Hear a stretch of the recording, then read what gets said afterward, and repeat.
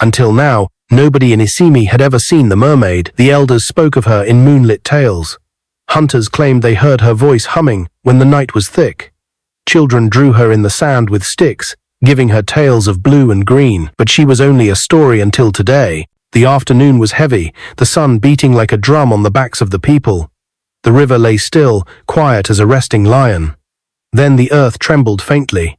The air grew cold. A strange wind brushed the water, and the smell of rain filled the sky, though no cloud was seen. Women pounding yam by the riverside stopped and raised their heads. Children fetching firewood dropped their bundles. Old men chewing cola paused mid-bite.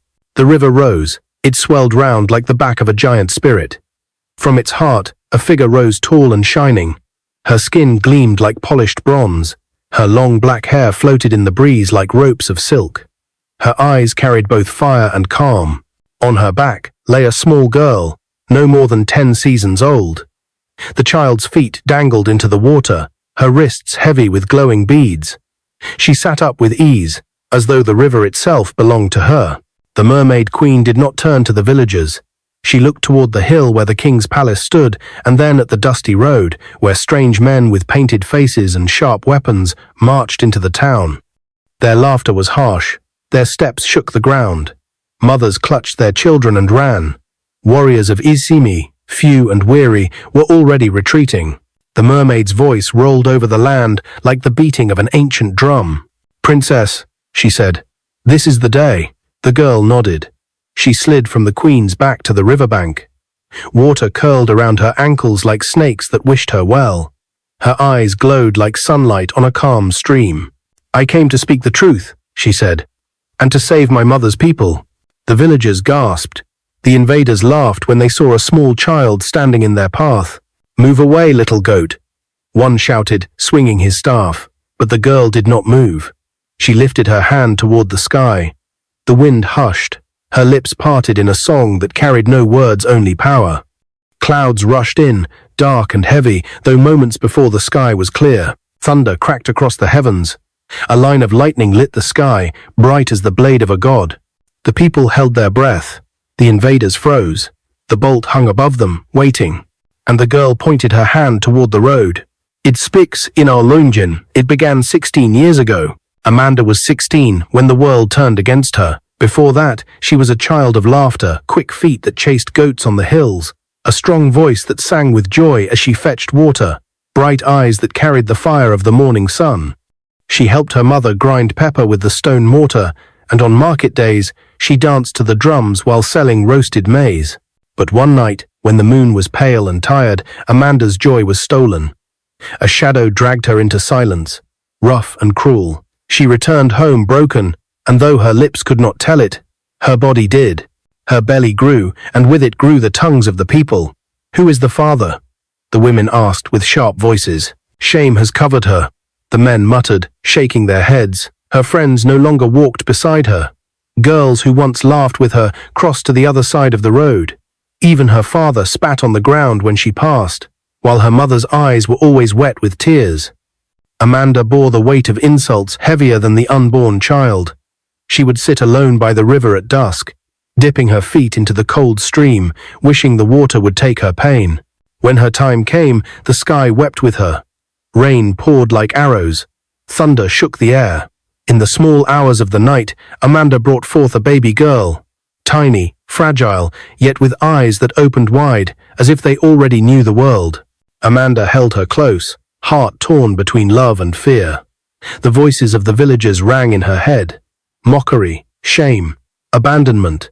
Her father's voice thundered louder than the rain. "This child is a curse." Amanda pressed her lips to the baby's forehead. "Forgive me," she whispered. "Forgive me, my child. I am only a girl. I cannot fight them all." With shaking hands, she wrapped the child in cloth and laid her by the river reeds. Her tears mixed with the rain as she ran into the night. The baby whimpered once.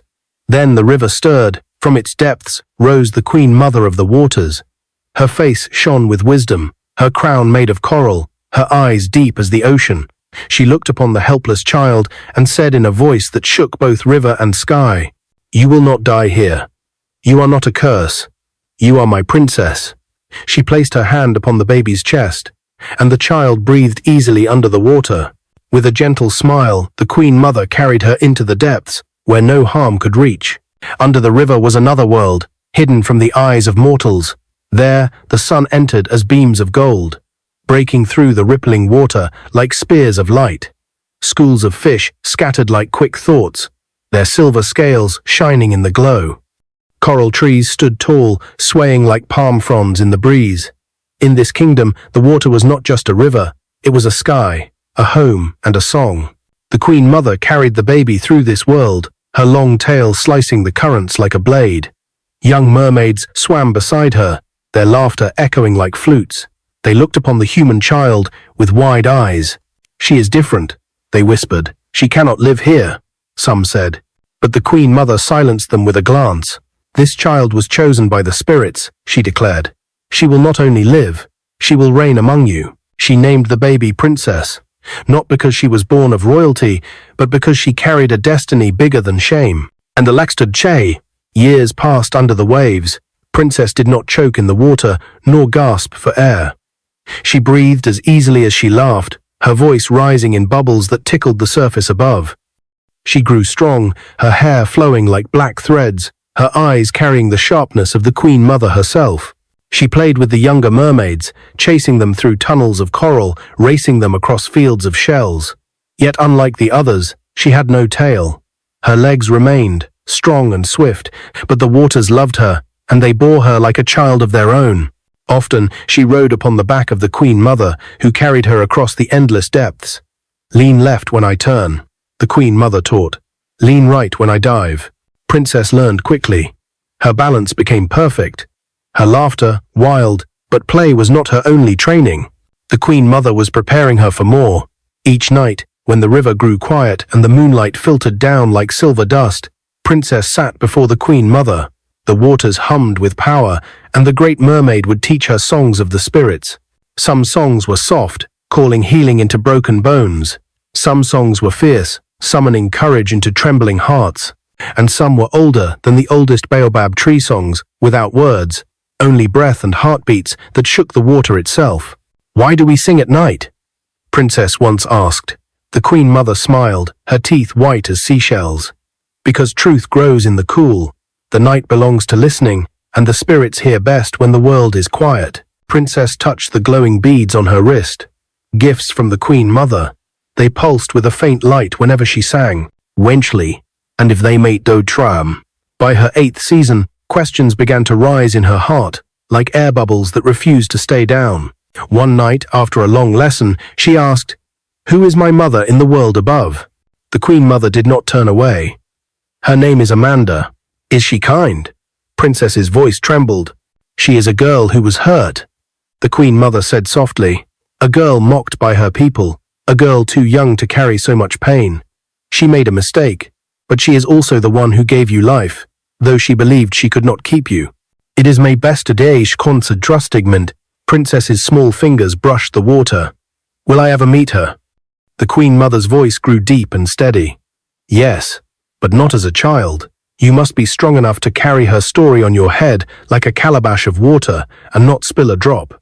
And buying that's a tea. So her training grew harder. She learned to hear the smallest sounds, the drop of water sliding off a leaf above, the soft tread of a snake on the riverbank, the beat of a heart hidden beneath thunder. She learned to command water, making it dance where no river flowed, and to calm storms when the waves grew wild.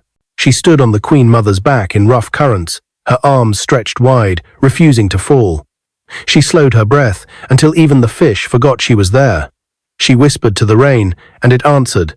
At night, she dreamed of a land she had never known, of red earth under her feet, of people running, of drums beating in warning, and always of a woman with Amanda's face crying. The Queen Mother knew. "She is calling for you," she told Princess one dawn.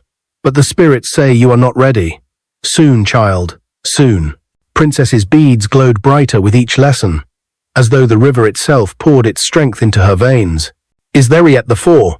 The morning of her 10th year arrived with a silence heavier than thunder. The Queen Mother woke her before the sun reached the river's surface. "Princess," she said, "the time has come." Princess's heart beat fast. Time for what? To carry truth, to stand between two worlds, to save both. When they rose to the surface, the air smelled of fire. The land of Isimi was in chaos. Warriors fled before strangers with painted faces. Mothers wailed as children were dragged. Smoke rose like black fingers clawing at the sky. Princess gripped the Queen Mother's hand. "What is happening? Your mother's land is under siege," the Queen Mother answered. Her eyes burned with sorrow, and the man who caused her tears stands under a false crown. "Today, you will show the world who you are." The river broke open as they rose. Villagers fell to their knees. Spears dropped from trembling hands, and the Mermaid Queen spoke words that would never be forgotten. "Princess, this is the day." Princess slid to the riverbank. The beads on her wrists shone like fire. She stood barefoot, small but unshaken, as the invaders marched. The people gasped. The enemies laughed. "Move aside, little goat," one shouted. But Princess lifted her hand to the sky. The clouds gathered, black and heavy. Thunder rolled, lightning cracked, and the earth itself seemed to wait for her command.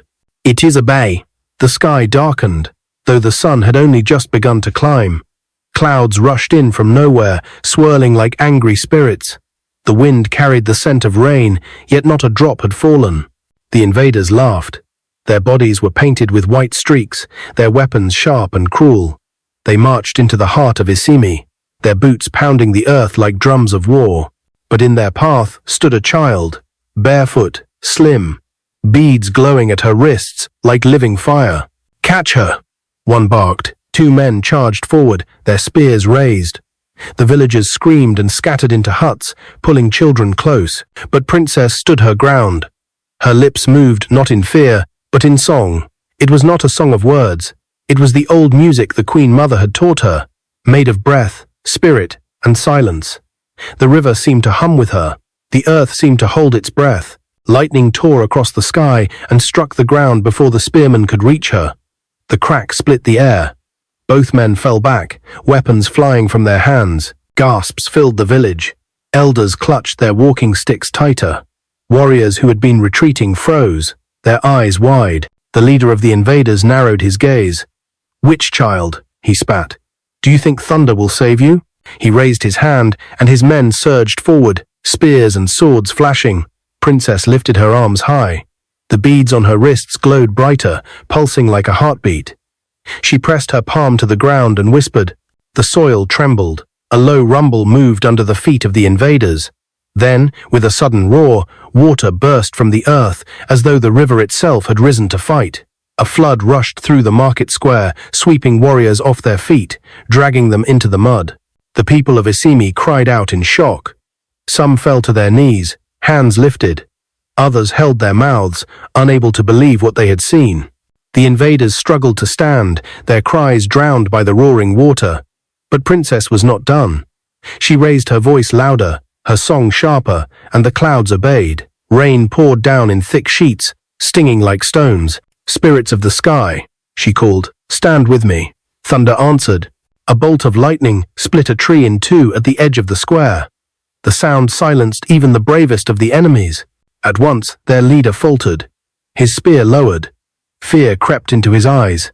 "Who is this child?" he whispered. The villagers, trembling, turned to one another. Their voices rose in awe and confusion. "She commands thunder. She speaks to the river. Is she not the one they mocked Amanda for bearing?" An elder's staff struck the ground. "This child is not a curse. She is the savior the spirits promised." Princess lowered her arms slowly, her chest heaving with breath. Her eyes, fierce and unshaken, turned to the invaders still struggling in the water. "Leave," she said, her voice steady, "or be swallowed by the river forever." The water swirled around them, pulling them closer to the edge of the great river that fed the land. Their cries rose, desperate. The leader raised his hands in surrender, his voice breaking. "Spare us," he shouted. "We will go." The people of Isimi watched in silence as the flood carried the enemies back toward the river. One by one, they vanished into its depths, swept away like ants in a storm. And when the last of them disappeared, the waters calmed. The sky cleared. The sun returned, shining bright as if nothing had happened. The villagers stared at the girl standing barefoot in the mud, her beads glowing faintly still. Whispers filled the air. "Who is she? Is she truly Amanda's child? Could this be the hand of the Mermaid Queen? The king of Isimi, who had been hiding within his compound, emerged at last. His robe clung to him with sweat, his crown crooked on his head. He looked at the child who had done what his warriors could not. "Come to me," he commanded, his voice shaking. "Tell me who you are." Princess raised her chin, her eyes sharp with a fire older than her years. "I am the child you cast away," she said. "I am Amanda's daughter, the one you called a curse." The crowd gasped. The king staggered back, gripping his staff tightly, and the girl's voice grew louder, carrying across the market square. "I have come not only to save this land, but to reveal the truth of what was hidden." The villagers murmured, fear and curiosity twisting in their voices. "What truth?" they asked. "What does she mean?" Princess lifted her hand again, pointing at the palace gates. Her eyes burned with certainty. "The truth of the man who brought shame upon my mother and upon all of Isimi." The people turned their eyes toward the palace. The king's face paled. His staff slipped from his fingers and struck the ground.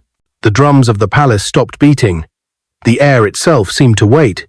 These is Isimi. The market square was still wet from the flood. Smoke curled faintly from huts the invaders had tried to burn. Villagers stood in silence, staring at the girl whose voice had summoned thunder and whose hands had unleashed the river. But now her words were sharper than any spear. "I have come," Princess declared, her voice steady, "to reveal the truth of the man who mocked my mother, and the truth of the shame this kingdom has hidden." Her glowing beads pulsed like a heartbeat. All eyes turned toward the palace. The king, his crown crooked, stood frozen, gripping his robe with trembling hands. The villagers murmured, "What truth is she speaking of? Why does she point at the king? Is she not Amanda's daughter?" Amanda herself, pale and weary, had been drawn by the cries in the square. She pushed her way through the crowd, her wrapper damp from tears and rain. When her eyes met her daughter's, for the first time since that night by the river, she staggered, her breath catching. "My child," she whispered, falling to her knees. Princess's eyes softened for a moment, but she did not lower her hand. She looked straight at the king. "This man," she said, "is my father." A collective gasp tore through the square. The king's face drained of color. He stumbled back as if struck. "Lies," he roared. "This is sorcery. She is a water spirit sent to deceive us." But the people were no longer blind. The elders looked at one another. "Is it true?" one asked, his voice hard. Princess lifted her hands again. The river behind her stirred, rising with power. Its voice hummed like 1,000 drums. The queen mother of the waters rose half from its depths, her crown of coral glowing, her eyes pierced through the king. "Speak the truth, son of dust," she said. Her voice shook the earth. "You forced yourself upon Amanda in the shadows. You brought shame upon her. And when the people mocked her, you remained silent, hiding behind your crown." The villagers broke into shouts, their voices mixing like storm winds. "The king? Our ruler did this? He brought shame upon our daughter?" Amanda covered her face and wept openly, her body shaking. The king fell to his knees. His voice was weak, trembling like a leaf in the Harmattan wind. "Forgive me. I was blinded by desire. I thought no one would know, but his confession only fueled the fire." "You dishonored her," the elders cried. "You cursed your own blood," shouted the warriors. "You let us mock an innocent girl while you hid." The women wailed, beating their wrappers in grief. The queen mother's voice thundered again. "For your deeds, the river rejects you. You shall not rule this land again." Princess raised her hand, and the beads glowed brighter. The sky grumbled. The ground shook. "Father," she said, her eyes burning, "I do not come to kill you, but I cannot allow you to remain where truth should sit. Leave Isimi. Leave and never return." The king's crown slipped from his head, rolling across the muddy ground. An elder bent to pick it up, but the crown seemed heavy, almost burning to the touch. The people turned their faces away from their king. No one stepped forward to defend him. Even his guards dropped their spears, ashamed. Slowly, the disgraced man rose. His robes were soaked, his face streaked with sweat and tears. Without a word, he turned his back on the land he once ruled. Alone, he walked away from the palace gates, his shadow stretching long behind him. The villagers watched in silence until he disappeared into the forest path. Then, as one, their voices rose not in fear, but in awe. "Princess," they cried, "child of Amanda, savior of Isimi, The elders came forward. The oldest among them, his beard white as palm fibers, placed the fallen crown in Princess's hands. "By the spirits of our ancestors, by the river that bore you, we honor you," he said. "You are young, but you carry wisdom and power greater than any of us. From this day, you are not only a daughter of Amanda, you are the second ruler of Isimi." Drums began to beat. Women ululated, their voices sharp with joy. Warriors struck their shields in rhythm. Amanda, still kneeling, lifted her face, wet with tears. She whispered, "My child, forgive me. I was young, afraid, and alone. I thought leaving you was the only way to survive. I did not know the spirits would give you back to me." Princess walked to her bead still glowing faintly. She knelt and touched her mother's cheek. "I forgive you, mother," she said softly. "The shame they put upon you is no longer yours. It is gone." Amanda wept harder, but now her tears were not of pain. They were of release. The people of Isimi gathered close, shouting blessings. They lifted their hands toward Princess and Amanda, chanting their names. But in the shadows of the crowd, one of the king's allies clenched his jaw. His eyes burned with hatred as he watched the child being celebrated. "This is not the end," he muttered. And somewhere deep in the river, the Queen Mother closed her eyes. She knew that victory always calls forth new enemies. The drums grew louder. The people danced. But beneath the joy, a storm was already stirring. Is it might to the long stated by the so, and the long stains of the side? The drums of Isimi beat deep into the night. Torches lit the market square. The people danced in circles, calling Princess's name, pouring libations to the ancestors. Amanda sat beside her daughter, her face bright with both tears and laughter. For the first time since her shame, the villagers embraced her, not as a woman mocked, but as the mother of their savior. But joy has a way of testing itself. While the people danced, whispers of danger moved through the shadows. The king's ally, a tall warrior with scars down his face, slipped away into the forest. His heart boiled with anger. "This child has stolen the crown," he muttered. "She will not live to see the moon fade." By midnight, he returned not alone, but with men loyal to him. They crept into the square, blades gleaming faintly in the firelight. Amanda, sensing movement, looked up and gasped. "Princess!" she cried. The scarred warrior charged forward with a roar. His men followed, shouting threats. The crowd scattered in fear, mothers pulling their children close.